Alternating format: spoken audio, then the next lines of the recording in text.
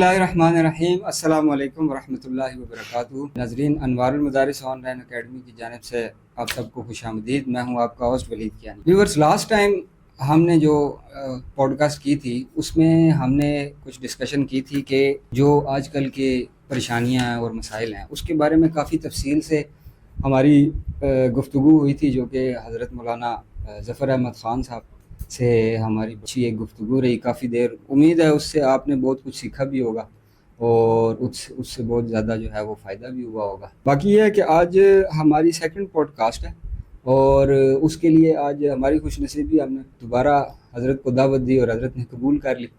تو خواتین حضرات، ربیع الاول کا مہینہ شروع ہو چکا ہے۔ ربیع الاول کا مہینہ، جیسے کہ آپ لوگوں کو پتہ ہے کہ ہمارے پیارے نبی حضرت محمد مصطفیٰ صلی اللہ علیہ وآلہ وسلم کی ولادت اور ان کا دنیا سے پردہ فرمانا، وہ مخصوص یہی ہے کہ وہ اسی ربیع الاول کے مہینے میں ہے۔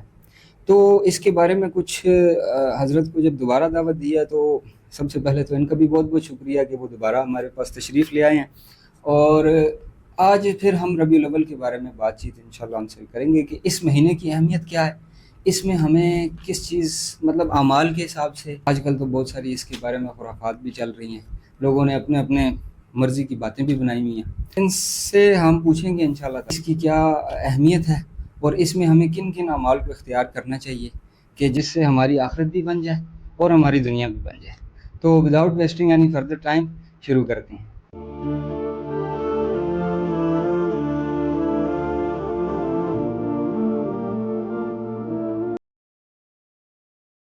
جی تو ناظرین، ویلکم بیک۔ حضرت سے بات چیت کرتے ہیں۔ جی حضرت، السلام علیکم ورحمۃ اللہ وبرکاتہ، کیا حال چال ہیں؟ جی ٹھیک ٹھاک ہیں؟ خیریت سے ہیں؟ حضرت سب سے پہلے تو بہت بہت شکریہ سر آپ کو کہ آپ جو ہے وہ ہمارے سے محبت کرتے ہیں، اس وجہ سے آپ تشریف لاتے ہیں ہمیشہ۔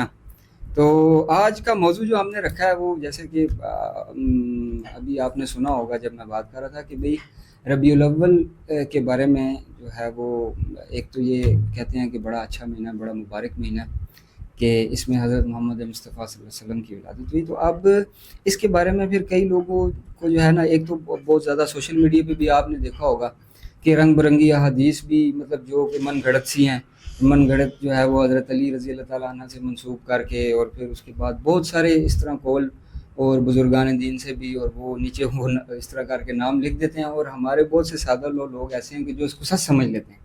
تو اس کے بارے میں جی آپ یہ کریں، آپ یہ والی نماز پڑھیں، یہ والے نوافل پڑھیں، یہ اس طرح کریں، پھر اس رکعت میں یہ پڑھیں، تو اس میں نا لوگ جو ہے وہ عمل اس کو دین سمجھ کے کرنا شروع ہو جاتے ہیں۔ سب سے پہلے تو خیر یہ اس بارے میں بھی بات ہوگی۔ سوال میرا یہ ہے کہ بھئی اس کی سب سے پہلے اہمیت کے بارے میں بتائیں کہ اس کی اہمیت کیا ہے اسلام میں اور مسلمانوں کی زندگی میں۔ جی حضرت۔ الحمدللہ رب العالمین والصلاة والسلام علی سید الاولین والآخرین، اما بعد۔ سب سے پہلے میں آپ کا شکریہ ادا کرتا ہوں کہ آپ نے ہمیں مدعو کیا۔ اللہ تعالیٰ آپ کو کامیابی عطا فرمائے۔ آمین حضرت، بس دعاؤں کی درخواست ہے، ہمارے لیے دعا کرتے رہا کریں انشاءاللہ۔ بہت بہت شکریہ۔ دوسرا یہ کہ بنیادی چیز کہ اس میں کرنا کیا ہے، اس کی اہمیت کیا ہے، اس سے بڑھ کر اہمیت کیا ہو سکتی ہے کہ اس میں رسول اللہ صلی اللہ علیہ وسلم کی ولادت ہوئی ہے۔ صحیح ہے۔ اس سے بڑھ کے اہمیت میں سمجھتا ہوں کہ شاید اور کوئی ہمیں تلاش نہیں کرنی چاہیے۔ سب سے بڑی اہمیت اس مہینے کو جو اللہ پاک نے دی ہے، جی جی، امام الانبیاء حضرت محمد مصطفیٰ صلی اللہ علیہ وسلم کی اس میں بعثت ہوئی، آپ کی ولادت ہوئی۔ جی جی۔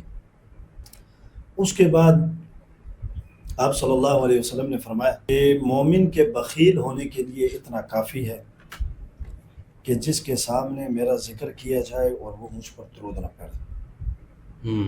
یہ مومن کے بخیل ہونے کی انتہا ہے اس حدیث میں کہ جو بیان حضرت بخیل کا تعارف کریں۔ بخیل کون ہوتا ہے؟ بخیل کنجوس۔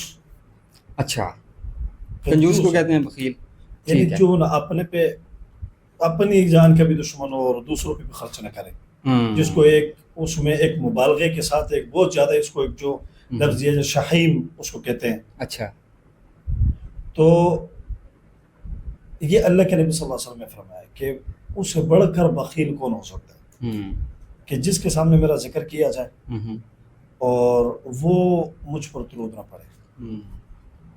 صحیح۔ اب اس میں درود پڑھنے میں اس کا اپنا فائدہ ہے، جو درود پڑھے گا اس کا اپنا فائدہ ہے. وہ کیسے؟ جی جی. میرے سامنے آپ نے ذکر کیا رسول اللہ صلی اللہ علیہ وسلم، جی جی. آپ صلی اللہ علیہ وسلم کا نام لیے، میں نے اس پہ درود پڑھ لیا. ٹھیک ہے. میں نے آگے پڑھا صلی اللہ علیہ وسلم. ٹھیک ہے. حدیث میں آتا ہے کہ درود پڑھنے والے کو 10 نیکیاں ملتی ہیں. اچھا. جی جی. اور 10 درجے بلند ہوتے ہیں. ٹھیک ہے. اور 10 گناہ معاف ہوتے ہیں. مجھے بتائیں فائدہ کس کا ہوا؟ میرا ہوا کہ نہیں ہوا؟ ہوا، بالکل ہوا. تو یہ اگر میں نہیں پڑھوں گا تو اس فائدے سے، اس نفع سے میں محروم ہو گیا.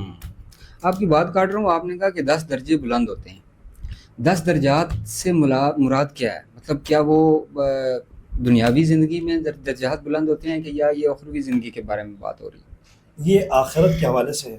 اچھا. کہ اللہ تبارک و تعالیٰ اس کے 10 درجوں کو بلند کریں گے. اور دوسرا آپ اس کا یہ بھی ایک یہ ہے کہ عمل کے اعتبار سے اس کا درجہ بلند ہو جائے گا. اللہ کا قرب اس کو نصیب ہو جائے گا، اللہ کے قریب ہو جائے گا. اچھا اچھا. لاکھوں حدیث ہے، حدیث تو اس میں جتنی مرتبہ رسول اللہ صلی اللہ علیہ وسلم کا ذکر آتا ہے تو وہ ہر بار آپ صلی اللہ علیہ وسلم کے اوپر درود پڑھتے رہتے ہیں. قال رسول اللہ صلی اللہ علیہ وسلم. ورنہ اتنا بھی ہے نا کہ قال رسول اللہ. جی بالکل ایسے ہی. ہاں بالکل. لیکن آگے اس کے ساتھ درود پڑھتے ہیں. جی جی جی. جو بھی حدیث دیکھیں اس میں یہی لکھا ہوتا ہے. وہ پڑھنے والے طالب علم بھی ہوں اور وہ پڑھانے والے شیخ الحدیث ہیں، محدث ہیں، وہ بھی یہ جو بار بار حدیث کے اندر پڑھتے رہتے ہیں، اس سے اللہ پاک ان کا قرب، ان کو نصیب، اپنا قرب نصیب فرماتے ہوں. اچھا. کیوں؟ اس لیے کثرت سے درود پڑھ رہے ہیں. کثرت سے درود پڑھنے کی وجہ سے اللہ پاک ان کو اپنا قرب نصیب فرماتے ہیں. صحیح ہے. تو یہ جو ہے، یہ سب سے بنیادی جو پہلی جو بات ہے اہمیت کے حوالے سے، کہ جس میں رسول اللہ صلی اللہ علیہ وسلم کی ایک ولادت ہوئی ہے. اور ہر مسلمان کے اوپر یہ لازم نہیں بلکہ فرض ہے کہ وہ اس ماہ مبارک سے، یعنی نہیں کہ صرف اس مہینے میں 12 ربیع الاول تک وہ صرف اس درود پاک کو پڑھے اور اس کے بعد پھر بھول جائے، پھر اگلے ربیع الاول میں آ کے اسے یاد آئے. اکثر اسی طرح ہوتا ہے کہ جو پہلے 12 دن ہوتے ہیں ربیع الاول کے، اس میں ہی ساروں کو جو ہے نا وہ یہ چیزیں یاد آتی ہیں، اور وہ اعمال وغیرہ باقی پورا سال بے شک کوئی. یہ ایمان والے کے شان کے خلاف ہے. یہ اس وقت ہوتا ہے جب وہ ولادت کو صحیح سمجھے نہیں. ولادت ایک وہ ہے جو جسمی ولادت ہے. رسول اللہ صلی اللہ علیہ وسلم کے جسد کی ولادت ہوئی. آپ ٹھیک ہے، جو آپ شروع میں جو آپ کی پیدائش ہوئی، ایک وہ ولادت. ایک ولادت آپ کی نبوت کی ہوئی ہے. دونوں کو ہم مانتے ہیں. دونوں کے کون انکار کر سکتے ہیں؟ رسول اللہ صلی اللہ علیہ وسلم آئے تو ولادت ہوئی ہے. خوشی ہر مسلمان کو ہوتی ہے اس پر. بے شک بالکل. کوئی غیر مسلم ہی ہوگا، کوئی منافق ہوگا کہ جس کو اس پر خوشی نہیں ہوتی. بالکل. یہ جس کے دل میں ایمان ہے اور اس نے کلمہ پڑھا لا الہ الا اللہ محمد رسول اللہ صحیح عقیدے کے ساتھ، جی جی، اس کو خوشی ہوتی ہے رسول اللہ صلی اللہ علیہ وسلم کی ولادت پر. لیکن مقصود کیا ہے؟ مقصود وہ ولادت ہے جو آپ کو 40 سال کے بعد آپ کی ہو. 40 سال کے بعد جو آپ نبوت کے دائرے میں داخل ہوئے. جی. غیر نبوت سے نبوت کے دائرے میں آپ آئے، آپ کی ولادت اس طرف ہوئی. وہ مقصودی زندگی ہے اور وہ 23 سالہ زندگی. اچھا حضرت، اس کے بارے میں نے دیکھا ہے نا کہ وہ ایک تو اختلافات بھی بہت زیادہ ہیں. کہتے ہیں کہ 12 ربیع الاول کو ولادت ہوئی، کچھ کہتے ہیں نہیں ہوئی، کچھ کے نزدیک کیا تاریخ ہے، کچھ کے نزدیک کیا. میرا تو خیال سے، میرا ذاتی خیال میں، ہمیں اس چیز میں پڑھنا نہیں چاہیے زیادہ تر ایک عام آدمی کو، جس طرح، کیونکہ یہ ایک بہت زیادہ علمی گفتگو ہو جاتی ہے، اور پھر یہ علماء کے اگر درمیان یہ بات رہے تو میرے حساب میں زیادہ بہتر ہوگا. تو باقی یہ ہے کہ بھئی عام آدمی کو اس بارے میں، مطلب میں نے دیکھا ہے نا اکثر کے لوگ بیٹھے ہوں گے اور وہ بالکل علم ہوتا نہیں ہے، کچھ خاص پتہ ہوتا نہیں ہے، بس سنی سنائی باتوں میں بیٹھ کے وہ بحث و مباحثہ شروع کر دیتے ہیں. تو اس کی ولادت کے بارے میں بتائیں کہ ایک عام آدمی کے لیے مطلب اس کو کیا کرنا چاہیے، کہ بھئی اگر کوئی وہ بحث و مباحثے سے اجتناب کرنا چاہیے، یا پھر اس کی کچھ اوتھینٹک کچھ نہ کچھ تو بات اس کی ہوگی.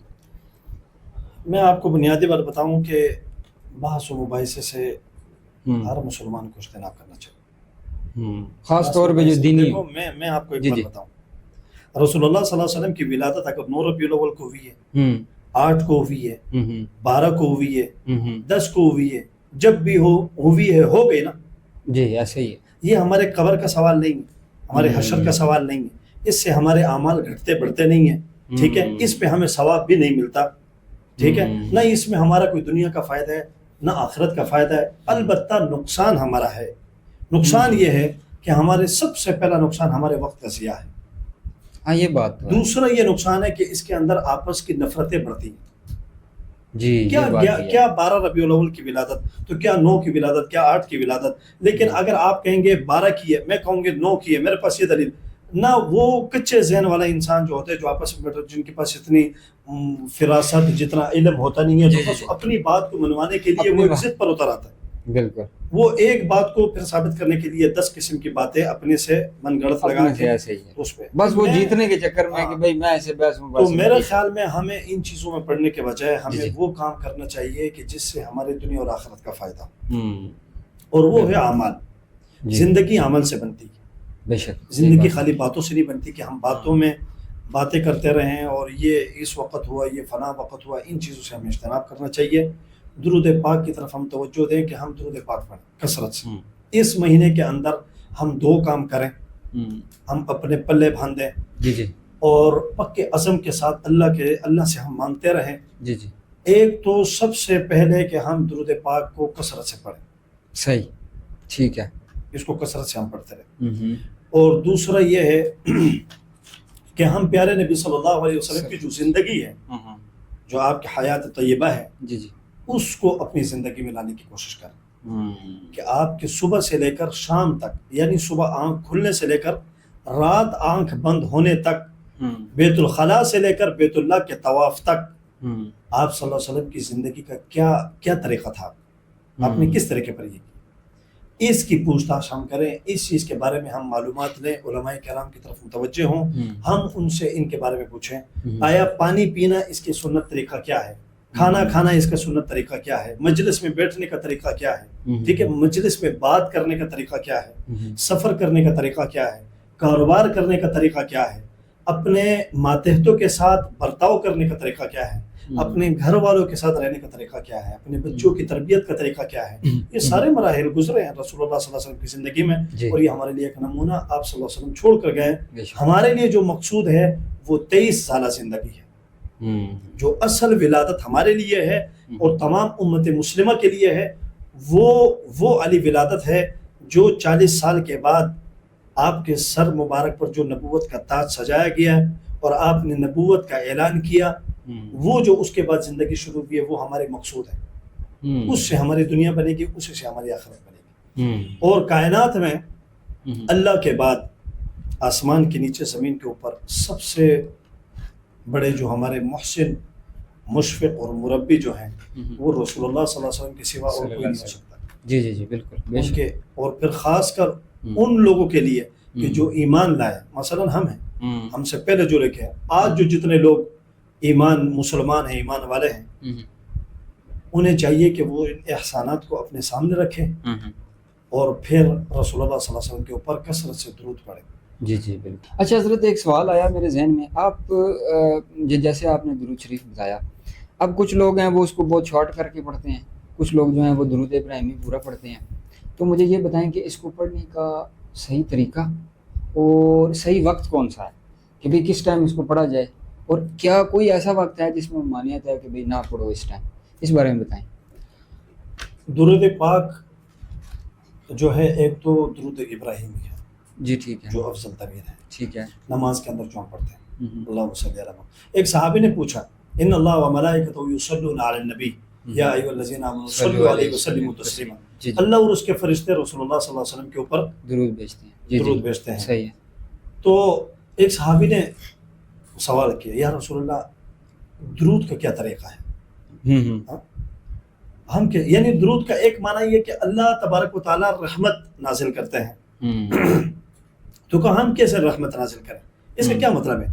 اللہ کے نبی صلی اللہ علیہ وسلم نے پھر پڑھ کر بتایا کہ یہ جو درود ابراہیم ہے, اس کو پڑھ کر, یا صلی اللہ علیہ وسلم, اللہم صلی علی سیدنا و مولانا محمد و بارک وسلم وسلم علیہ, اس قسم کی درود پاک ہے.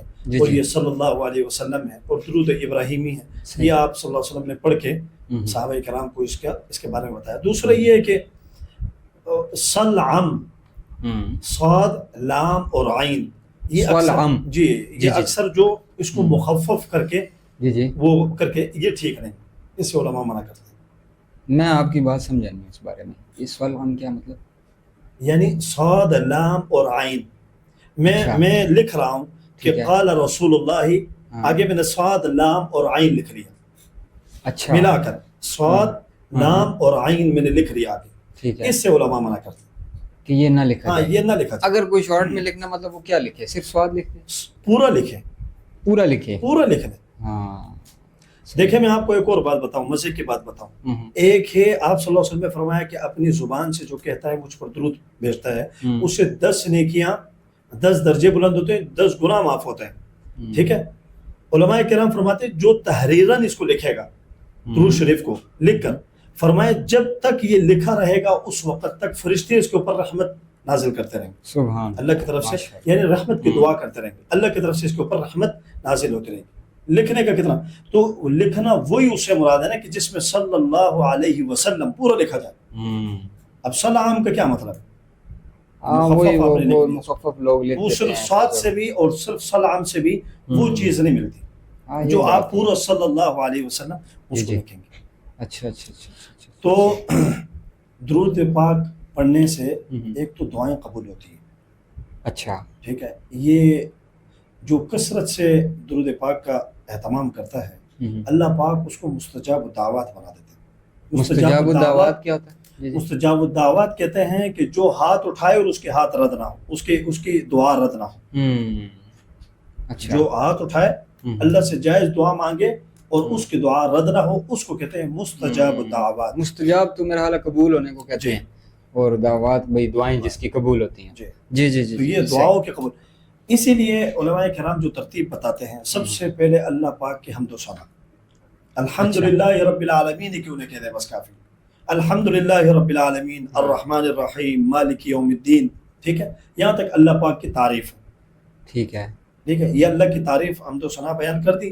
یا پھر آپ نماز کی جو ابتدائی ہے سبحانک اللہم و بحمدک و تبارک اسمک و تعالی جدک و لا الہ غیرک، یہ اللہ کی تعریف ہے، جی ٹھیک ہے۔ التحیات للہ والصلوات والطیبہ، اللہ کی تعریف ہے۔ اس کو نماز بیان میں کیا- تقریباً بالکل اس کو بیان کرنے کے لیے دعا کا طریقہ جی جو جی۔ اس کو بیان کرنے کے بعد آپ اس کے بعد درود پاک پڑھیں، ٹھیک ہے۔ صلی اللہ علیہ وسلم، یا درود ابراہیمی پڑھیں، یا اللہم صلی، ایک بار پڑھے، 2 بار پڑھے، 3 بار، کثرت سے 3 4 بڑے 11 مشہور بھی ہے، کچھ کہتے ہیں 11 مرتبہ، کچھ کہتے ہیں 40 مرتبہ، یہ کچھ مخصوص نہیں ہے، مخصوص نہیں ہے۔ اچھا زیادہ مرتبہ اس لیے کہ انسان کا دل نرم ہو جاتا ہے اس سے۔ اچھا، جفت اور طاق والی کیا بات ہے؟ کچھ یہ کہتے ہیں اللہ 2 کو بس- دفعہ پڑھیں، 3 دفعہ پڑھیں، کچھ بس کہتے ہیں طاق 6 عدد- دفعہ نہ پڑھیں، 7 دفعہ پڑھیں۔ طاق عدد کو پسند کیا گیا ہے، اچھا ٹھیک ہے، طاق عدد کو پسند کیا گیا ہے، اس لیے اس کے بارے میں طاق عدد کو زیادہ ترجیح دی جاتی ہے۔ اچھا اچھا اچھا، تو صحیح۔ یہ دوسرا، ایک مرتبہ بھی اگر پڑھ لیں تو یہ کافی ہے، اور اس کو اگر زیادہ مرتبہ پڑھیں، 3 4 7 10 11 مرتبہ اس کو پڑھ لیں، اس سے یہ ہوتا ہے کہ انوارات رحمتیں اللہ کی نازل ہوتی ہیں اس شخص پر، اس کو اچھا۔ نیکیاں مل رہی ہیں، وہ نیکیاں جب دل نرم ہو جاتا ہے پھر اس کے بعد وہ جو دعا کرتا ہے اللہ پاک اس پر رحم آتا ہے اس کا، اللہ کا، ٹھیک ہے، اور دعائیں قبول ہوتی ہیں۔ کوئی عمل ایسا نہیں ہے کہ جس کی قبولیت کے بارے میں کوئی علماء کرام ٹھوس بات کر سکے کہ یہ عمل اس نے کیا یہ قبول ہوگا، لیکن دعا یہ درود ایک ایسا عمل ہے کہ جو قبول شدہ ہے، ٹھیک ہے، اس کو خالی پڑھنے کی دیر ہے، اچھا کوئی پڑھے اس کا یہ عمل قبول ہو جائے گا۔ تو اس لیے درود پاک جو شروع میں بھی پڑھے گا آخر میں بھی پڑھے گا، تو جب آخر اور شروع کے درود قبول ہو گیا ہے تو درمیان کی دعا بھی گئی، وہ بھی قبول ہو گئی۔ ہاں یہ تو ہے، پھر ظاہر ہے درمیان کی دعا بھی تو بالکل صحیح۔ تو اس کا دار و مدار اس چیز پر ہے، تو اس لیے اس چیز کا اہتمام کیا جائے، کثرت سے درود پڑھا جائے۔ کثرت سے درود پڑھنے والا، جیسے میں نے کہا ہے کہ وہ مستجاب دعوات ہوتا ہے، اس کی دعائیں قبول ہوتی ہے، تو جس کی دعائیں قبول ہو گئی وہ ہر پریشانی اور مصیبت سے اللہ نے اس کو نجات دے دی۔ جیسے ایک طالب علم سے پوچھا تھا، سوال کیا، کہا کہ آپ بیت اللہ کے سامنے آپ آئیں گے تو آپ کے پاس خالی ایک موقع ہے، بس ایک سوال اللہ نے آپ کو دیا ہے کہ جو بھی آپ سوال کریں گے آپ کی وہ دعا قبول ہوگی، وہ سوال آپ کا قبول ہوگا، تو آپ کیا دعا کریں گے؟ تو وہ نوجوان حاضر دماغ تھا، اس نے کہا کہ میں اللہ سے دعا کروں گا کہ یا اللہ تو مجھے مستجاب دعوات بنا دے، یعنی اس نے دروازہ اس کا کھول دیا، دعاؤں کا دروازہ کھول دیا۔ یہ ابھی اگر ایک ہی دعا کر لیتے کہ یا اللہ مجھے سکھ والی، راحت والی، سکون والی زندگی وہ دے، ایک ہی دعا تو کرتا بہت ساری چیزیں رہ جاتی۔ انسان ہے لالچی اس ہے، نے وہ اس نے سمندر ایسے کو دعا کوزے میں کی، بند کر، ہاں جی بالکل، جی جی اس نے سمندر کو کوزے میں بند کیا اور اس نے کہا یا اللہ مجھے مستجاب دعوات بنا دے۔ تو درود پاک اس کا یہی ایک کمال ہے کہ جو اس کو کثرت سے پڑھے گا اللہ تبارک و تعالیٰ اس کو مستجاب دعوات بنائیں گے. اور دوسرا یہ ہے کہ اس کے ذریعے سے اللہ پاک حضور علیہ الصلوۃ والسلام کی زیارت بھی نصیب فرماتے ہیں کثرت سے درود پڑھنے کی. میں آپ کو مزے کی بات بتاؤں کہ جو کثرت سے درود پڑھتا ہے اسے رسول اللہ صلی اللہ علیہ وسلم کی زیارت نصیب ہوتی ہے خواب میں. لیکن ایک شخصیت ایسی گزری ہے کہ جنہوں نے بیداری کی حالت میں 35 مرتبہ رسول اللہ صلی اللہ علیہ وسلم کی زیارت کی ہے. بیداری کی حالت میں جاگتے ہوئے اس زمانے میں نبی صلی اللہ علیہ وسلم کے زمانے میں نہ ہاں اب شخصیت کا نام لوں گا تو پھر آپ کو پتہ چل جائے گا کہ وہ شخصیت کون تھی. وہ شخصیت ہے علامہ جلال الدین سیوطی رحمۃ اللہ علیہ. علامہ جلال الدین سیوطی رحمۃ اللہ علیہ. یہ ایسی شخصیت ہے بڑے علماء کرام میں سے بزرگوں میں سے ان کا شمار ہوتا ہے. اور یہ جو ہیں انہوں نے دین اور دنیا کے اعتبار سے ہر علم کی کتاب ہر فن کی کتاب انہوں نے لکھی. علم تفسیر ہو علم حدیث ہو علم فقہ ہو بلاغت ہو علم نحو ہو ہر اس پر انہوں نے کتاب لکھی. ٹھیک ہے. صرف تفسیر پر انہوں نے 3 کتابیں لکھی. پہلی جو کتاب تفسیر کی جو ہے وہ مجمع البحرین ہے 80 جلدوں میں ہے. اچھا 80 جلدوں میں مجمع البحرین جی 80 جلدوں میں انہوں نے لکھی. دوسری کتاب انہوں نے لکھی ہے در منصور. تیسری کتاب انہوں نے لکھی ہے جلالین جو کہ آج کل مدارس کے نصاب میں شامل ہے. جی. اب یہ ساری کتابیں انہوں نے لکھی ہے 40 سال کے اندر. ٹھیک ہے. 80 جلدوں کی کتاب انہوں نے ہاں یہ 80 جلدیں یہ مجمع البحرین اور وہ جو در منصور اور جلالین اس کے علاوہ کی جو کتابیں ساری ملا کر 40 سال کے اندر کے زمانے میں انہوں نے یہ ساری کتابیں لکھی ہیں. کس قدر اللہ پاک نے ان کی زندگی میں برکت ڈالی تھی. لیکن ایک آدمی اگر ان کو صرف پڑھنا چاہے پوری زندگی درکار ہے. پوری زندگی لگ جائے ساری کتابیں پڑھنا چاہے. اس زمانے کے بعد انہوں نے بالکل اپنے آپ کو فارغ کر دیا عبادات کے لیے. اب اس کا مطلب یہ نہیں ہے کہ کتابیں لکھنا کوئی غیر عبادت ہے. کوئی وہ بھی عبادت میں ہے. وہ بہت افضل کام ہے جو صدقہ جاریہ آج تک چھوڑ دیا قیامت کی صبح تک جو پڑھے گا اس سے استفادہ لے گا ان کے کھاتے میں جاتا رہے گا اس کا اجر. لیکن مقصد یہ کہ وہ کتابت سے انہوں نے ایک سائڈ ہو گئے. اچھا ٹھیک ہے. تو کہا کہ انہیں 35 مرتبہ اپنی زندگی میں بیداری کی حالت میں یہ کشف کی ایک صورت ہے جو کشف کی صورت میں زیارت ہوتی ہے. کسی نے سوال کیا کشف کیا ہوتا ہے؟ کشف اللہ تبارک و تعالیٰ جو اللہ پاک نے پوشیدہ رکھے ہیں اللہ پاک اپنی قدرت سے ان چیزوں کے درمیان میں جو پردے ہیں ان کو ہٹا دیتے ہیں. اچھا. اور وہ چیز چاہے میلوں میں ہو چاہے دنیا کے دوسرے کونے میں کیوں نہ ہو اس کے سامنے کر دیتے ہیں. اچھا ٹھیک ہے. یہ اللہ کی قدرت پر موقوف ہے. اچھا. اللہ کی طاقت ہے. اس میں اللہ کی طاقت شامل ہے. بندے کا کچھ بھی نہیں ہے اس میں. نہ معجزے میں نبی کی اپنی طاقت ہے اور نہ کرامت میں کشف میں ولی کی اپنی طاقت ہے. جو کچھ ہے وہ تو اللہ کی فضل سے ہے. بالکل. تو کسی نے پوچھا علامہ جلال الدین سیوطی رحمۃ اللہ علیہ سے کہا کہ کیسے حضرت آپ کو اس طرح بیداری کی حالت میں زیارت ہوئی ہے رسول اللہ صلی اللہ علیہ وسلم کی ہمیں بھی کوئی ایسا عمل بتائیں. اب سننے والا ہے یہ جواب. انہوں نے فرمایا کہ میرے پاس وہ کوئی ایسا خاص عمل تو نہیں. میں نے آپ کو کتابیں گنوائی نا کہ کتنی کتابیں لکھی ہیں. علمی شخصیت کا اندازہ یہاں سے ہو سکتا ہے. انہوں نے کہا میرے پاس وہ کوئی اتنا خاص عمل تو نہیں ہے لیکن یہ ہے کہ میں نے اپنی زندگی کا معمول بنا لیا ہے کہ میں کثرت سے درود پاک پڑھتا رہتا ہوں. اٹھتے بیٹھتے جاگتے اور چلتے پھرتے ہر اس میں. یہ وجہ تھی کہ 35 دفعہ ان کو نبی صلی اللہ علیہ وسلم کی زیارت ہوئی جو کہ نبی صلی اللہ علیہ وسلم کا زمانہ نہیں بھی تھا اور وہ بھی بیداری کی حالت میں ہوئی. اور اتنی زیادہ کتابیں لکھنے والے جو ہے وہ جو آپ نے نام بتایا علامہ جلال الدین سیوطی رحمۃ اللہ علیہ کہ اتنی جیسے آپ 80 جلدوں میں آپ ایک بتا رہے ہیں کہ ایک کتاب انہوں نے لکھی ہے اور یہ ایک کتاب ہے. اس طرح کافی ساری انہوں نے لکھی ہے اور بعد میں انہوں نے اپنے آپ کو یہ تینوں کتابیں ہاں مجموع البحرین در منصور باقی کتابیں تو پتہ نہیں کتنی ساری ہیں. اور وہ اس چیز کا خلاصہ یہ بتا رہے ہیں کہ بھئی اتنی علم ہونے کے باوجود کہ بھئی اس کی وجہ یہ ہے کہ میں صرف جو ہے نا وہ درود شریف کی کثرت سے درود پڑھنے والا. اس بنیاد پہ اللہ تبارک و تعالیٰ نے ان کو 35. اچھا ایک اور میرے ذہن میں سوال آیا کہ بھئی اب لوگ ہیں نا وہ اسی طرح مطلب وہ ذکر کرتے رہتے ہیں صلی اللہ علیہ وسلم صلی اللہ علیہ وسلم صلی اللہ علیہ وسلم. آپ مجھے یہ بتائیے کہ درود شریف پڑھتے ہوئے ہمیں نیت کیا رکھنی چاہیے ذہن میں, مطلب ہمیں ذہن میں کیا رکھنا چاہیے درود شریف جب ہم جو ہے پڑھتے ہیں تو؟ اس کے لیے اگر بندہ اس کی مشق کرے نا جی جی تو اپنے تصورات اور خیالات میں یہ کرے، یہ رکھے کہ میں روزے کے سامنے ہوں، اچھا کہ میں روزے کے سامنے ہوں اور درود پاک اس محبت کے ساتھ پڑھتا رہے کہ اللہ تبارک و تعالیٰ اس درود کی برکت سے پیارے نبی صلی اللہ علیہ وسلم کی محبت نصیب فرمائے، اور جو آپ کا لایا ہوا طریقہ ہے اور دین ہے اسے اپنانے کی توفیق نصیب فرمائے۔ اور یہ علماء نے لکھا ہے کہ کثرت درود، یعنی درود کی کثرت کرنے والا، کثرت سے درود شریف پڑھنے والا، اللہ پاک اس کو پیارے نبی صلی اللہ علیہ وسلم کی محبت بھی نصیب فرماتے ہیں اور دین پر چلنا اس کے لیے آسان بھی کر دیتے ہیں۔ اچھا، کثرت سے درود پڑھنے والا، اس کے دل میں اللہ نور پیدا کرتے ہیں، نور دل میں نور، دماغ میں نور پیدا کرتے ہیں، جس کی وجہ سے اس کے دل و دماغ میں ایک محبت اور اس کے اندر ایک داعیہ پیدا ہوتا ہے، ایک شوق، ایک جذبہ پیدا ہوتا ہے عمل کرنے کا۔ یہ اس کا جو ہے فائدہ ہے۔ اچھا حضرت، سوال تو میرا وہی بات ہے کہ آپ نے چلیں ماشاءاللہ بڑا اچھا، سوال تو میرا یہ تھا کہ بھئی اس کی تعداد، ایک تو تعداد بتا دیں کہ بھئی کتنا پڑھنا چاہیے، اور اس کا وقت بتا دیں کہ بھئی مطلب ہوتا ہے نا اکثر لوگ کہتے ہیں بھئی زوال کے ٹائم نماز نہیں پڑھنی چاہیے، یا کچھ نماز کی بھی کیا نام ہے سنتیں ادا کرنے کے کچھ مکروہ اوقات بھی ہوتے ہیں، تو کیا اس میں بھی ہمیں مطلب ہر چیز میں، میں صرف درود شریف کی بات نہیں کر رہا، کیا ذکر میں بھی اور اس چیز میں بھی کسی ٹائم پہ آپ کو نہیں پڑھنا چاہیے؟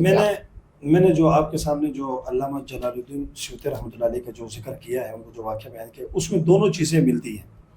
اچھا، دونوں چیزیں اگر بندہ غور کرے تو اس میں وقت کا تعین بھی نہیں ہے۔ انہوں نے کہا اٹھتے بیٹھتے چلتے پھرتے سفر حضر میں ہر وقت میں پیارے نبی صلی اللہ علیہ وسلم پر، صحت اور بیماری کی حالت میں بھی پیارے نبی صلی اللہ علیہ وسلم پر میں درود پڑھا کرتا تھا۔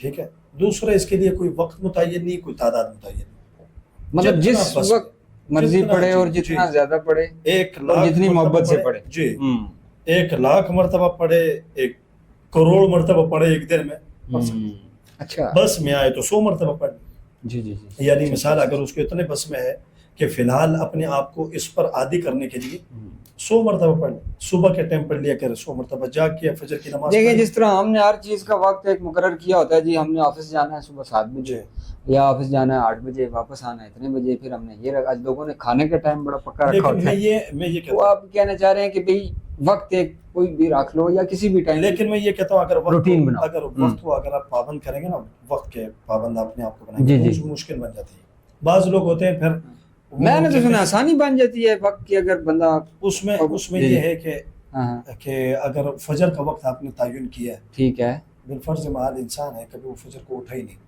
جی جی، آپ نے ایسا وقت متعین کیا ہے کہ میں فجر کی سنتوں اور نماز کے درمیان میں میرے پاس 20 منٹ ہوتے ہیں، میں اس میں 20 منٹ میں 500 مرتبہ 6000 مرتبہ پڑھوں گا میں، تو کبھی ایسا بھی ہو سکتا ہے کہ آپ عین نماز کے وقت آپ اٹھیں، نیند سے بیدار ہوں، تو پھر آپ کہیں گے یار یہ روٹین تو میری نہیں بن رہی، تو آپ اس سے رہ جائیں گے، اس لیے اس کے لیے وقت کے تعین نہ کریں، اچھا کسی بھی وقت آپ اس کو پڑھیں، اور جب آپ کو یاد آ جائے، آپ کو 1 منٹ کا ٹائم آپ کے پاس ہے، آپ اتنے پڑھ لیں، 10 بار پڑھ لیں درود پاک، بس کسی بھی ٹائم، مطلب آپ کا سفر میں آپ موٹر سائیکل چلا رہے ہیں، گاڑی چلا رہے ہیں، صلی اللہ علیہ وسلم صلی اللہ علیہ وسلم صلی اللہ علیہ وسلم صلی اللہ، اب اس کو پڑھتا رہے۔ اچھا، یہ ڈرائیونگ کے دوران بھی ہو سکتا ہے، وہ یہ تو بس کسی بھی ٹائم آپ وہی بات، دکاندار ہے، سبزی والا ہے، عام چلنے والا ہے، پیدل چلنے والا ہے، بیٹھا ہے مسجد میں نماز کے انتظار میں ہے، تو ویسے ادھر ادھر پنکھے کرنے سے اچھا ہے کہ وہ درود پاک پڑھتا رہے، بالکل بالکل، کہ اس کے نیکیوں کا میٹر چلتا رہے، تو یہ بہترین اس کا ہے۔ جی جی جی، اچھا۔ دوسرا، اللہ کے نبی صلی اللہ علیہ وسلم کا قرب کس کو حاصل ہے؟ اللہ کے نبی صلی اللہ علیہ وسلم کا قرب جی جی کس کو حاصل ہے؟ جی جی، کیا صرف درود ہی سے قرب حاصل ہوتا ہے؟ ٹھیک ہے، مفتی شفیع صاحب رحمۃ اللہ علیہ انہوں نے ایک بات لکھی ہے، ان کے پاس ایک شخص آیا، آ کے کہنے لگا کہ حضرت میری ایک تمنا ہے۔ کہا کہ کیا؟ کہا کہ مجھے ایک ایسا وظیفہ بتائیں جس میں رسول اللہ صلی اللہ علیہ وسلم کی زیارت ہو۔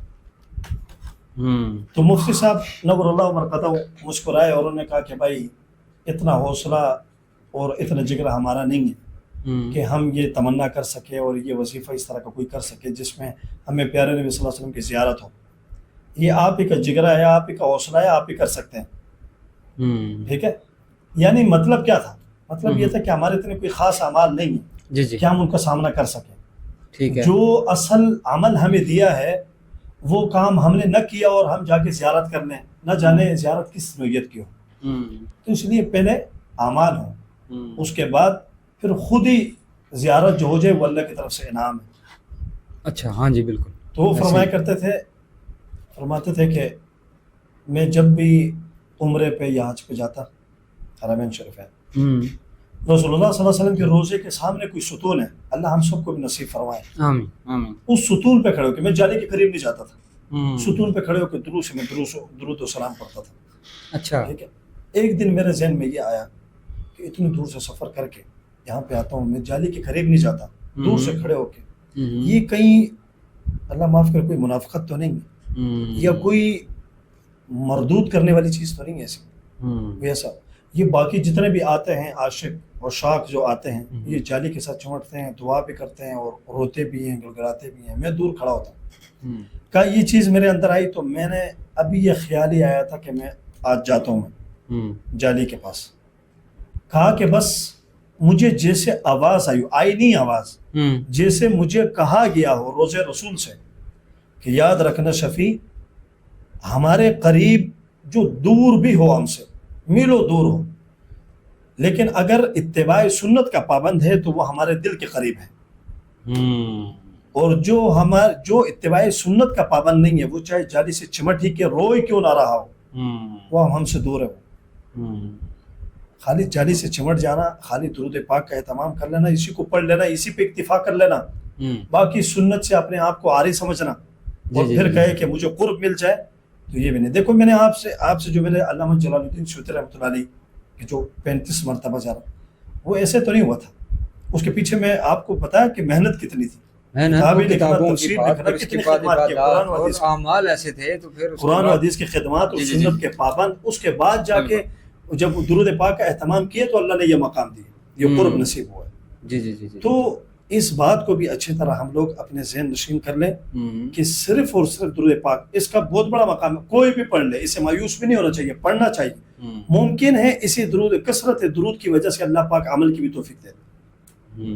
میرا یہ پیغام بھی نہیں ہے کسی کو، میں کسی کو یہ بھی نہیں کہہ رہا کہ پہلے عمل ٹھیک کریں اور بعد میں درود پڑھیں. نا کہ وہ ہر بندے کے ذہن میں سوچ یہی آ جاتی ہے کہ یار میرا اعمال تو میرے ہیں نہیں. جی تو یہ کیا وہ اس طرح کی کیا میں اعمال کروں گا، پہلے میں نماز پڑھوں گا، نماز شروع کروں گا، پھر میں یہ کروں گا، پھر میں وہ کروں گا، تو اس کے بعد میں یہ ان چیزوں کی طرف آؤں گا. لوگوں کا یہ ذہن بھی ہے. تو یہ بہت اچھی بات آپ نے کی ہے کہ بھئی ضروری نہیں ہے کہ بھئی آپ جو ہے نا وہ اس چیز کا انتظار کریں، یہ وہ اس میں کرتے کرتے زندگیاں گزر جاتی ہیں لوگوں کی، کچھ اعمال سٹارٹ بھی نہیں کرتے وہ. تو یہ آپ کہہ رہے ہیں کہ بھئی پڑھے کوئی بھی بندہ ہے، جو اللہ تعالیٰ سب کو اعمال کی توفیق دے. تو یہ ہے کہ سب کو جو ہے نا وہ درود شریف پڑھنا چاہیے. اچھا حضرت، ایک اور سوال میرے ذہن میں آیا، وہ جو آپ سے میں نے کرنا تھا، میں نے پہلے سے ذہن میں رکھا ہوا تھا کہ میں آپ سے کروں گا. سوال میرا یہ ہے کہ ایک مسلمان جب یہ دعویٰ کرتا ہے کہ میں عاشق رسول ہوں، تو آپ مجھے یہ بتائیں کیا اس کے لیے صرف یہی کہنا کہ میں عاشق رسول ہوں یہ اس کے لیے کافی ہے؟ کیا یہ صرف اسی قول پر اکتفا کرنا کافی ہے یا نہیں؟ اس بارے میں بتائیں. اس کا جواب میں آپ کو بلا تفریق دوں گا. اچھا. یعنی اس میں کسی، کیونکہ ربیع الاول کا مہینہ ہے، اگر میں اس پہ بات کروں گا، عاشق رسول کہا جاتا ہے تو ایک خاص طبقے کی طرف ذہن جاتا ہے. جی جی. تو میں کسی خاص طبقے، کسی خاص جماعت سے وہ میری مراد نہیں ہوگی. ٹھیک ہے. مطلب آپ ایز اے مسلم ایک بات کر رہے ہیں، ہر کلمہ کو مسلمان کے متعلق یہ بات کر رہا ہوں. میں سمجھ رہا ہوں. ٹھیک ہے. کہ ایک آدمی یہ کہتا ہے کہ مجھے رسول اللہ صلی اللہ علیہ وسلم سے عشق ہے. ٹھیک ہے. تو اس نے یہ کہہ دیا کہ مجھے عشق ہے، پیارے نبی صلی اللہ علیہ وسلم کی محبت ہے، تو کیا مجھے اس بات پر یقین کر لینا چاہیے کہ یہ صحیح کہہ رہا ہے، یا مجھے کچھ دیکھنا پڑے گا؟ ٹھیک ہے. تو سب سے پہلے میں یہ دیکھوں گا کہ محبت کا تعلق کس سے ہے. محبت کا تعلق دل سے ہے. مطلب محبت کہتے کس کو ہیں؟ جی جی جی. کہ اس کا تعلق دل سے ہے. ایسے ہی ہے کہ دل میں جب محبت آتی ہے تو دل کو کہتے ہیں صدر. الم نشرح لک صدرک. صدر اس دل کی بادشاہت ہے تمام اعضاء پر. اچھا جی بالکل ایسے ہی. ٹھیک ہے. جی جی تو پھر دل جس کو جہاں جس وقت جس امر کا وہ کیا نام جس فعل کا امر کرتا ہے، کام کا حکم کرتا ہے، تو پھر وہ عضو اس کام کی طرف چل پڑتا ہے. میرا دل کرتا ہے میں یہ دیکھوں، میرا دل کرتا ہے میں یہ سنوں، میرا دل کرتا ہے میں یہ سوچوں، میرا دل کرتا ہے میں یہ کھاؤں یہ پیوں، میرا دل کرتا ہے وہ جاؤں، میرا دل کرتا ہے میں یہ نہ کھاؤں. دل کرتا ہے، ہر جگہ دل کرتا ہے. جی مطلب تمام اعضاء کے اوپر کنٹرول دل کا ہے. ایسے ہی. دل نے جس چیز کو لے لیا تو وہ تمام اعضاء کو مجبور کرتا ہے کہ وہ اب وہ فعل کرے. ٹھیک ہے. اب ایک آدمی یہ کہتا ہے کہ مجھے پیارے نبی صلی اللہ علیہ وسلم سے محبت ہے. جی جی. تو آیا اس کا قول فعل بھی ہے، اس کا فعل بھی قول کے مطابق ہے؟ جی جی. جیسے آپ صحابہ کرام رضوان اللہ تعالیٰ علیہ مجمعین کی زندگی کو آپ نے عبداللہ بن عمر رضی اللہ تعالیٰ عنہ، عبداللہ بن عمر رضی اللہ جی. 1 انچ پیارے نبی صلی اللہ علیہ وسلم کی زندگی سے آگے پیچھے زندگی نہیں گزارتے تھے، کوئی کام نہیں کرتے تھے. عبداللہ بن عمر رضی اللہ تعالیٰ عنہ وہ کام بھی کرتے تھے جس کا شریعت سے بھی مثال کوئی تعلق نہیں ہوتا تھا. اچھا. عام زندگی کا. جیسے ان کا واقعہ مشہور ہے کہ راستے میں جا رہے جماعت کے ساتھ، کوئی قافلہ تھا جا رہے، ایک مقام پہ پہنچے تو وہاں پہ انہوں نے اپنا جو قافلہ جماعت جو بھی تھی اسے رکوایا. آپ سواری سے اترے، سواری سے اتر کے تھوڑا سائڈ پہ جا کے آپ قضاء حاجت کے لیے بیٹھے، اور آپ نے قضاء حاجت کی نہیں، وہاں سے ویسے اٹھ کے آگے سواری پہ واپس سوار ہو گئے. پوچھنے والوں نے پوچھا کہ آپ نے جماعت رکوائی، آپ یہاں سے اترے، ہم نے سوچا کہ آپ کی قضاء حاجت ہے، آپ قضاء حاجت کے لیے گئے ہیں، لیکن جب ہم نے دیکھا کہ آپ کی کوئی حاجت آپ نے نہیں کی، پوری نہیں کی، آپ ویسے ہی خالی بیٹھے اور اٹھ کر آ گئے، تو اس کا کیا مطلب ہے؟ تو عبداللہ بن عمر رضی اللہ تعالیٰ نے فرمایا کہ میں اسی مقام سے، اسی راستے سے پیارے نبی صلی اللہ علیہ وسلم کے ساتھ میں گزر رہا تھا. اللہ کے نبی صلی اللہ علیہ وسلم یہاں روکے، یہاں سے سواری سے اترے، اور اسی جگہ پہ جا کے یہ نشانی میں نے معلوم کی کہ اسی جگہ پہ جا کے بیٹھے. اچھا. اور آپ نے قضاء حاجت کی اور اس کے بعد واپس آیا اور ہم آگے چل گئے. یعنی ان کو قضاء حاجت نہیں تھی، لیکن انہوں نے صرف سنت پوری کرنے کے لیے، صرف وہ ایک ادا پوری کرنے کے لیے وہ رکے، پورا قافلہ رکا، پھر وہ گئے، اور پھر اس کے بعد واپس. تو کہا کہ میری غیرت نے گوارا نہیں کیا کہ میں اس عمل کو بھی چھوڑوں، حالانکہ اس کا شریعت کے ساتھ کوئی تعلق نہیں، یہ کوئی سنت عمل نہیں. بھائی حاجت ہوگی، ہاں حاجت ہوتی، اور پھر اس طریقے پر بیٹھنا، وہ طریقہ جو ہے بیٹھنے کا طریقہ، وہ اس کا سنت کے ساتھ تعلق ہے. باقی یہاں پہ تو حاجت ہی نہیں تھی اور وہ وہاں پہ اترے. تو وہ ایک ہے کہ صحابی جو ہیں وہ رسول اللہ صلی اللہ علیہ وسلم کی محبت کا دعویٰ کرتے ہیں، تو ان کا فعل پھر اس طرح ہے، ان کا عمل، ان کی زندگی پھر اس طرح یہ بتاتی ہے کہ حقیقت میں یہ جو کہہ رہا ہے کہ مجھے پیارے نبی صلی اللہ علیہ وسلم سے محبت ہے، تو ان کے فعل سے بھی یہ معلوم ہوتا ہے. لیکن ہماری زندگی ایسی ہے کہ 24 گھنٹے کی زندگی جی. ہمارے کن کے طریقے کے مطابق ہم کس طرف چل رہے ہیں؟ جی. ہماری نماز سنت کے مطابق ہے، ہماری عبادات سنت کے مطابق ہے، کیا ہمارا اٹھنا بیٹھنا سنت کے مطابق ہے، کیا ہمارا لباس، ہماری وضع سنت کے مطابق ہے، وضع قطع جی جی ہے. جی جی. اگر یہ سنت کے مطابق ہے 100%، ٹھیک ہے، یا کوشش کر رہا ہے 100%، تو اس کو کہنے کی ضرورت ہی نہیں. ہاں کوشش تو کر رہا ہے، بالکل بالکل صحیح. اس کو کہنے کی ضرورت نہیں. تو پھر تو دیکھنے والے کو سمجھ میں آ جاتی ہے کہ یہ محمدی ہے. لیکن اگر یہ دعویٰ کر رہا ہے کہ میں محمدی ہوں، نبی صلی اللہ علیہ وسلم کا محب عاشق ہوں، لیکن فعل اور اس کا اٹھنا بیٹھنا، کھانا پینا، سونا جاگنا، چل، یہ سب کچھ غیر کے طریقے کے مطابق ہے، تو پھر یہ محبت نہیں.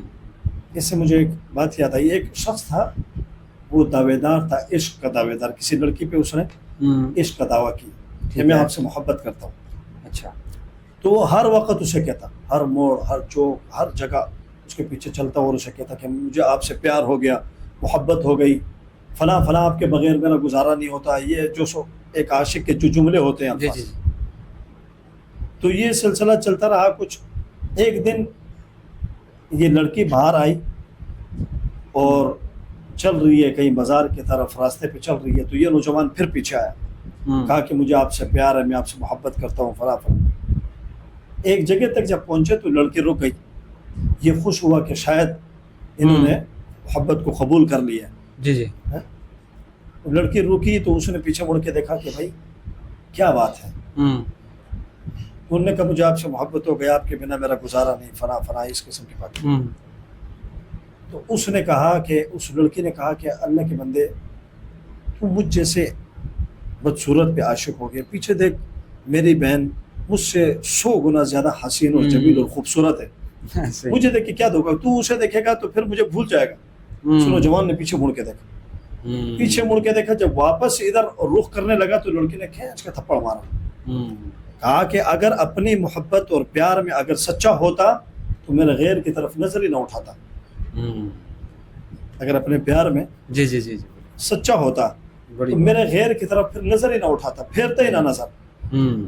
ایک آدمی اگر رسول اللہ صلی اللہ علیہ وسلم کو اگر سمجھتا ہے کہ میں سچا عاشق ہوں، میرا جی عشق ہے، جی تو پھر زمین آسمان اوپر ہو جائے گا، وہ کہ غیر کے طریقے کو نہیں اپنائے گا، خلاف سنت عمل کرنا اس کے لیے ایک کفر کے مانند ہو جائے گا، پھر وہ اس چیز کو، تو لہٰذا یہ جو ہے یہ دعویٰ یہ فعل کے تابع ہے، کہ دعویٰ جو آدمی کر رہا ہے اس کے فعل سے یہ چیز معلوم ہو رہی ہے، تو پھر یہ حقیقت میں یہ عاشق ہے، اور اگر فعل سے نہیں ہے تو پھر دعویٰ کی حد تک ہے۔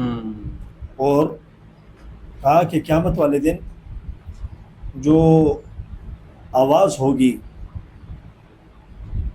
جو بلایا جائے گا، جی جی وہ ان کو بلایا جائے گا، ان کو سائڈ پہ کیا جائے گا، مجرمین سے ممتاز کیا جائے گا، جو عاملین ہوں گے، عمل کرنے والے ہوں گے۔ اچھا حضرت، ایک اور سوال میرے ذہن میں یہ آیا کہ جیسے ربیع الاول کا مہینہ، ایک تو آپ نے بتایا کہ خاص بھی بہت ہے، اس میں اعمال وغیرہ بہت کرنے چاہیے۔ اعمال سے مجھے یاد آیا کہ اب ایک عام آدمی ہے نا، جب بھی ربیع الاول کا مہینہ آتا ہے تو اس کا ویسے ہی ایک نا ایک اللہ کی طرف سے یہ ہے نا کہ ویسے ہی دل جاتا ہے، ایک نبی صلی اللہ علیہ وسلم کی محبت میں بھی، اور ویسے بھی بندے کا دل جاتا ہے کہ میں کچھ صدقہ وغیرہ کروں۔ عام طور پہ آپ نے دیکھا ہوگا کہ ربیع الاول میں لوگ جو ہے نا وہ صدقہ کی بھی، بہت سارے الحمدللہ ایسے لوگ ہیں جو کہ صدقہ کی بھی بڑی کثرت کرتے ہیں۔ اب اس کے بارے میں مجھے یہ بتائیں کہ جیسے آپ دیکھتے ہوں گے کچھ لوگوں نے مخصوص دن بھی رکھے ہوتے ہیں جس میں صدقہ وغیرہ لوگ جو ہے وہ کرتے ہیں، اس کے بارے میں مجھے یہ بتائیں کہ بھئی ربیع الاول میں صدقہ کس حساب میں کرنا چاہیے، کب کرنا چاہیے، اور کیا صدقے کا کوئی وقت، کچھ اس طرح کوئی دن، کچھ اس طرح کیا یہ مخصوص ہے یا نہیں، اس کے بارے میں؟ یہ آپ نے بڑا اچھا سوال کیا، جی جی اللہ تعالیٰ آپ کو جزائے خیر عطا فرمائے۔ ہاں یہ بہت اہم چیز ہے جی جو ہمارے اندر ہمارے معاشرے میں اس چیز کو زیادہ ترجیح دی جاتی ہے۔ صدقے کا جہاں تک تعلق ہے، الصدقۃ رد البلا، کہ بلاؤں، مصیبتوں اور آفتوں کو ٹالنے کا سبب ہے، کہ اس کے ذریعے سے مصیبت ٹلتی ہے، اللہ کے نبی صلی اللہ علیہ وسلم نے فرمایا، اور اس میں غریب کا بھلا ہو جاتا ہے، خود پریشانی سے نجات ہو جاتی ہے اور غریب کا بھلا ہو جاتا ہے۔ تو اس کے لیے شریعت نے صدقے کے لیے کوئی وقت متعین نہیں کیا، اچھا، کوئی مہینہ متعین نہیں کیا، کوئی ہفتہ متعین نہیں کیا، کوئی دن متعین نہیں کیا، کوئی وقت متعین نہیں کیا۔ آپ جس وقت جب آپ کے جی میں آئے آپ صدقہ کر سکتے ہیں۔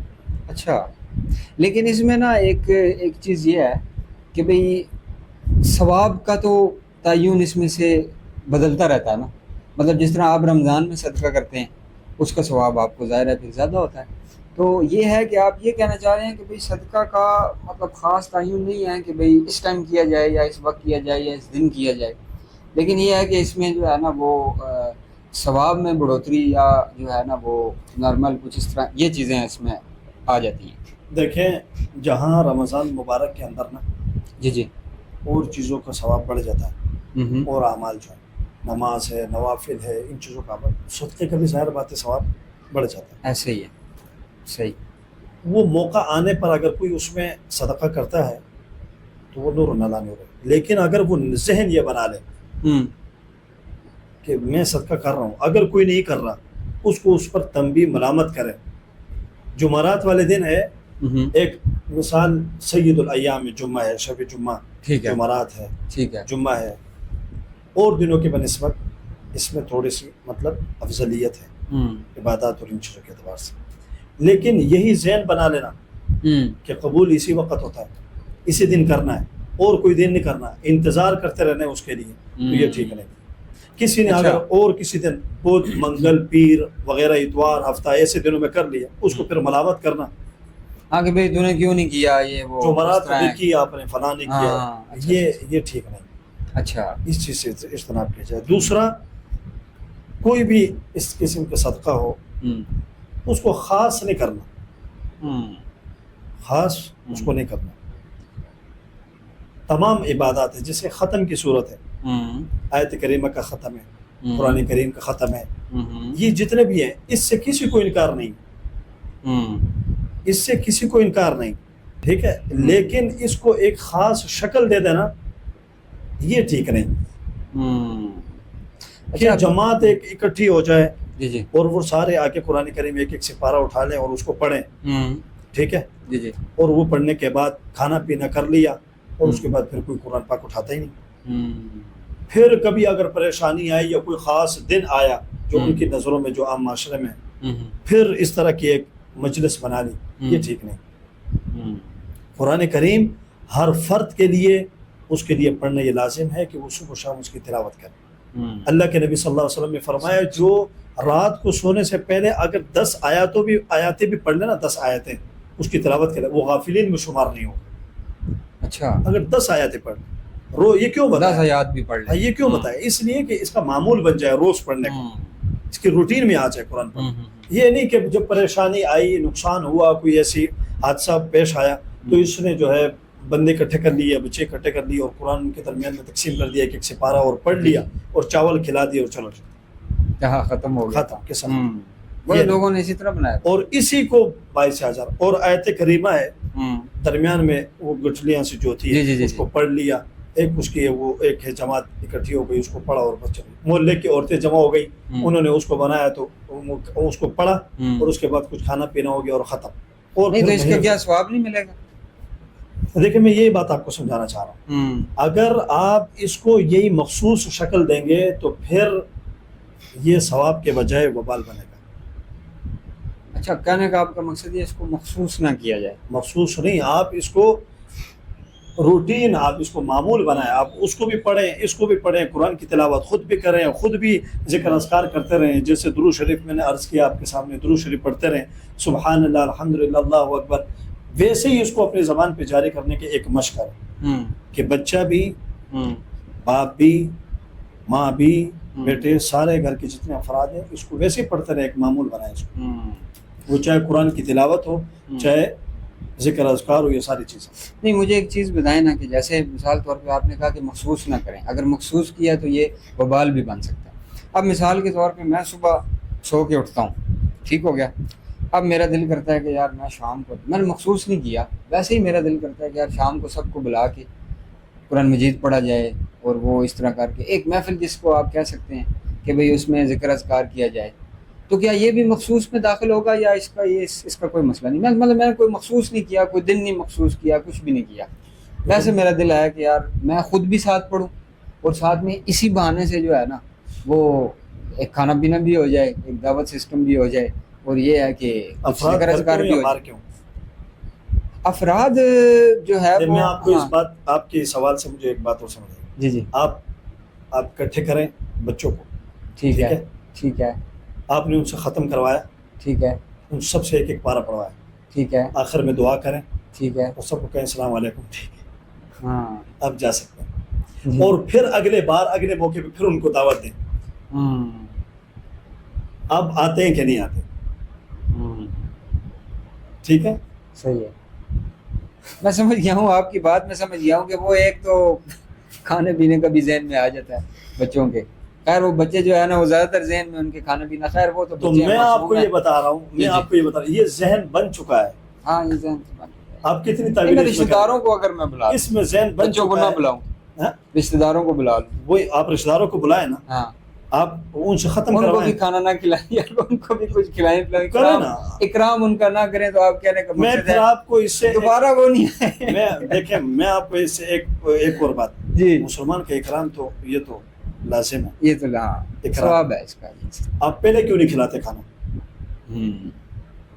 آپ آتے ساتھ ان کو چائے پلائیں، آپ ان کو کھانا کھلائیں، بعد میں ان کو کہہ کے بیٹھے آپ قرآن پاک کچھ پڑھتے ہیں، ایسے بھی کرتے ہیں آپ؟ ایسے ہی ہے. آپ نے بچے کو بھی ہاں، انتظار بالکل. میں رکھا ہوتا ہے, بچہ رو رہا ہوتا ہے, وہ کہتا ہے مجھے تھوڑا سا ڈال کے دو, میں کھا رہا ہوں, میں وہ کہتے ہیں نہیں نہیں، یہ پہلے دعا دعا نہیں شفا ہو جائے اور وہ دعا نہیں ہوئی, صحیح. چیز تو مخصوص ہو گئی. آپ کتنی تعویلیں کریں گے؟ ہوں. میں پھر اگر اس میں تھوڑی سی اور بات کروں جی جی پھر شاید وہ پھر زیادہ ہو جائے گا کام. ناقابل ہضم ہوگا, پھر اچھا. ہضم نہیں ہوگا. اچھا. کہ میں یہ کہتا ہوں کہ ختم کے بعد جی جی. اگر کھانا کھا لیا تو ہوں. اس کا ثواب بھی ختم ہو جاتا ہے. اس کا ثواب بھی ختم ہو جاتا ہے. یہ کیا جو یہ جزا ہے, جو جی اس جی. کا بدلہ ہے, وہ ختم. اچھا, یہ ختم کے بعد اگر کھانا کھا لیا تو ہاں, کھانے کا وقت ہو گیا, ویسے بھی اگر کھانا کھانا ہے تو پھر اس کا ثواب تو- ختم ہو گیا. یہ کس طرح سے؟ تو وہ وہی بات ہے نا کہ جی آپ جی. نے کھانا اس کو ویسے کیوں نہیں کھلانا ہے. دیکھو مہمان آ گیا, ہاں ویسے فطرتی کیا چیز ہے, مہمان میرا آ گیا, ٹھیک میں ہے, اس کے ساتھ بیٹھا, صحیح ہے. میں پہلے اس کے ساتھ 1 گھنٹہ گپ لگا کے بعد میں پانی دیتا ہوں, یا شروع میں آتے ساتھ ہی میں پہلے کھانے پینے کا پوچھتا ہوں؟ آتے کیا ساتھ ہی معمول پوچھتے کیا تو ہے؟ ہیں. ہاں معمول تو یہی ہے کہ بھئی جو بھی مہمان آتے ہیں, ہاں جی آپ کیا لیں گے, چائے لیں گے, ہاں, ٹھنڈا ٹھنڈا گرم لیں گے, اس کے کچھ پانی پلایا, چائے پلائی, کھانا کھلایا, ایسے سب ہی. کچھ ہو گیا نا. ایسے ہی ہے. ساتھ ساتھ گپ بھی, اس کے بعد پھر اصل گپ جو شروع ہاں ہوتی اس کے بعد جو ہے نا کوئی کام بھی ہو تو ہم اس یہاں کے پہ بعد کیا ہی ہوتا کرتے ہیں. ہے, ادھر کیا ہوتا ہے. ہاں اس بارے میں آپ ٹھیک کہہ رہے ہیں کہ اس میں خاص کر کے نا بے شک کھانے کا ٹائم ہو, کچھ بھی ہو گئی, ابھی دعا نہیں ہوئی, آپ کا کھانا پڑھائی شڑائی ختم نہیں کی ہوئی. وجہ سے اگلے کھانے تک کے وقت تک پہنچ جاتا ہے. آپ ہاں بعض اوقات ایسا بھی دیکھنے کو ملتا ہے. ایسے ہی. اس لیے تو یہ کرنا مخصوص ہو گیا اس کا مطلب ہے. یہ سارے جو ہے نا, وہ اگر جس کو ایک جو لفظ اس کے بارے میں مشہور ہے, میں اگر یہ کہہ دوں شاید پھر آپ کے سامعین اس کو بالکل ساری چیزیں اسی ڈسبن میں ڈال دیں, پھر کہیں کہ یہ پھر وہی بات آ گئی نا. جی جی تو اس لیے پھر میں وہ بات نہیں کرتا, میں عمومی بات کر رہا ہوں آپ کے سامنے. جی جی. کہ تھوڑا سا بندہ اگر سوچے بھی صحیح نا, ہوں. تھوڑا سوچے, دماغ لڑائے. اللہ کے نبی صلی اللہ علیہ وسلم کی زندگی گزری, جی آپ مجھے یہ تو بتایا نا کہ اللہ کے نبی صلی اللہ علیہ وسلم نے صحابہ کو جمع کیا ہو مسجد میں, یا کسی ابو بکر, عمر, عثمان, علی, باقی اس کے بعد جو صحابہ ہیں جتنے بھی گزرے, انہوں نے اس طرح صحابہ کو جمع کیا ہو اور ان سے اس طرح قرآن پاک کی تلاوت کروائی ہو. ویسے کسی آپ اور کو- مقصد کے لیے تو جمع کرتے رہتے تھے. یہ آپ کو ملے گا, ہاں جی جی جی. لیکن آج کے زمانے میں وہ پھر آپ کو بہت کم, آٹے میں نمک برابر ملے گا. یہ آپ کو صحابہ میں ملیں گے کہ وہ ساری رات ایک رکعت میں قرآن پڑھنے والے صحابہ ملیں گے آپ کو. جی ٹھیک ہے, بالکل اس سے لطف اور سرور پانے والے وہ جی. تو آپ کو ملیں گے, جی. لیکن بدقسمتی سے آج پھر وہ نہیں ملیں گے نا. اگر ہم نے واقعی اتباع سنت پر چلنا ہے نا, اللہ کے نبی صلی اللہ علیہ وسلم کے بارے میں نہیں آتا کہ آپ اتنا لمبا قیام کرتے تھے, صحابہ فرماتے تھے آپ کے پاؤں مبارک پہ ورم پڑ جاتے تھے, پاؤں سوج جاتے تھے. میرے اور آپ کے پاؤں کبھی سوجے؟ ہم کسی چیز کے انتظار میں بھی کبھی ہمارے پاؤں نہیں سوجے, چہ جائے کہ عبادات میں. ٹھیک ہے, ہم تو قاری 2-3 صاحب منٹ قاری صاحب لیٹ ہو جائیں اگر امام صاحب, ہاں رمضان ویسے مبارک ہی کے اندر جو اگر وہ ایک رکوع پورا پڑھ لے تھوڑا سا مد غننے کے ساتھ, شد و مد کے ساتھ پڑھے, تو ہم باہر احتجاج نہیں کرتے. ایسے ہی ہے, بالکل یہی بات. ٹھیک ہے, ہم سے برداشت ہی نہیں. تو وہ کام تو ہم سے ہوتے نہیں. جی. اور یہ کام ہم نے کر لیا کہ میں ایک قاری صاحب کو بلا لیا, باقی سارا مجمع بیٹھا ہوا ہے, اور ایک نے جو ہے نا قرآن اٹھا کے وہ پڑھنا شروع کر دیا, اور باقی جو ہے سارے سن رہے, اور اس نے وہ پارا پڑھا, آدھا پارا پڑھا, پاؤ پڑھا, بس وہ ختم کیا, اس کے بعد دعا ہو گئی, باقی سارے بیٹھے ہوئے سن رہے اسے. ہمیں آتا نہیں, اس لیے ہم نہیں پڑھ سکتے. تو کس کو ماں کے پیٹ سے یہ قرآن پڑھنا آتا ہے؟ ہر ایک نے محنت کیا. اتنی محنت تو کی جا سکتی ہے کہ قرآن کو ہم دیکھ, پوری آیات میں اگر 30 الفاظ ہے تو ایک لفظ کو ہم پڑھ سکتے ہیں اس میں سے. ٹھیک ہے, باقی کا نیت کے اوپر ہی اللہ ہمیں ثواب دے دے گا. اور ایک لفظ ہم نے پڑھ لیا, اس کی نورانیت, اس کے برکات ہمیں نصیب ہو جائیں گے. کوشش تو ہم کریں, لیکن ہم کوشش ہم کہتے نہیں آتا بس. تو دنیا کے معاملات بھی تو ہمیں نہیں آتے, لیکن ہم جا کے پوچھ کر ہم جو ہے نا وہ کام کرتے رہتے. کبھی ایک سے پوچھ رہے, کبھی دوسرے سے پوچھ, کبھی تیسرے سے پوچھ رہے. یہ بلا تفریق میں یہ عرض کر رہا ہوں کہ ہمیں عبادات میں صحیح معنوں میں ہمیں اترنا چاہیے. ہمیں ذکر اذکار نہ کرنے, نہ خطب کے منکر جیسے ہیں. دنیا کا ہر فن ہم لوگ سیکھتے ہیں, ڈاکٹر بننے کے لیے ظاہر ہے سب سے پہلے پوری پڑھائی کی, سارا کچھ کیا. دین کے معاملے میں بس وہی بات ہے کہ وہ سیکھنے میں نا بہت لوگ سستی کرتے ہیں. عبادات جیسے آپ نے بتایا کہ ان چیزوں کے بارے میں بہت زیادہ سستی کرتے ہیں. بالکل صحیح بات ہے. تو اس لیے ہمیں کہنے کا مقصد یہ سارا, اس کا خلاصہ یہ ہے کہ ہمیں اپنی زندگی میں یہ روٹین بنانی چاہیے کہ ہم ذکر اذکار بھی ہم ہر وقت کرتے رہیں, بجائے اس کی کہ خصوصی مجلس میں ہم اس کو پڑھیں. اور ہمیں قرآن کی تلاوت بھی ہر وقت کرنی چاہیے. اب آپ ممکن ہے آپ کے ذہن میں یہ سوال ہو کہ حافظ قرآن تو تلاوت کر سکتا ہے ہر وقت چل پھر کر، عام آدمی کیسے کرے گا؟ جی تو کیا عام آدمی کو سورۃ الاخلاص نہیں آتی؟ ہاں وہ تو آتی ہے. سورۃ الفاتحہ نہیں آتی؟ تو سورۃ الفاتحہ پڑھنا، جتنا قرآن آتا ہے اس کو تو ہم پڑھ سکتے ہیں. جی. اور دوسرے مزے کی بات جو رسول اللہ صلی اللہ علیہ وسلم نے فرمایا کہ جو آدمی مشقت سے قرآن پڑھتا ہے اور اس کو نہیں پڑھنے آتا تو اس کو دوہرا اجر ملتا ہے، ڈبل اجر اس کو ملتا ہے. ایک ہے کہ مجھے آ نہیں رہا، مشقت کا اجر، اور ایک ہے جو الفاظ جو حروف کے اوپر 10 نیکیاں ہیں، ایک اس کا اجر مجھے ملتا ہے. اللہ کے نبی صلی اللہ علیہ وسلم نے فرمایا ہر حرف کے اوپر 10 نیکیاں ملتی ہیں جو قرآن کی تلاوت کرتا ہے.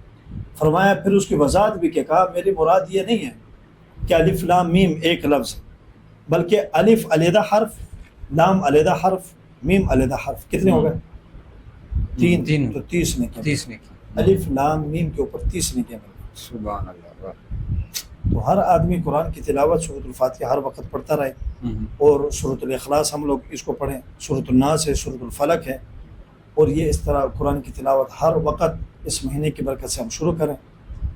اور تکلفات کو پڑھنے سے اچھا ہے کہ ہم تکلفات سے ہٹ کر ہم آسان زندگی جو پیارے نبی صلی اللہ علیہ وسلم نے ہمیں دی ہے ہم اسے اختیار کریں. اعمال بھری زندگی، سنتوں بھری زندگی، اس کو ہم اختیار کریں گے. انشاءاللہ اس میں ہمیں دنیا میں بھی فائدہ ہوگا، آخرت میں بھی انشاءاللہ فائدہ ہوگا. چلیں حضرت، بہت بہت شکریہ آپ کا. آج آپ نے جو ہے نا دوبارہ ہمیں کافی زیادہ وقت بھی آپ نے ہمیں دیا اتنی مصروفیت کے باوجود.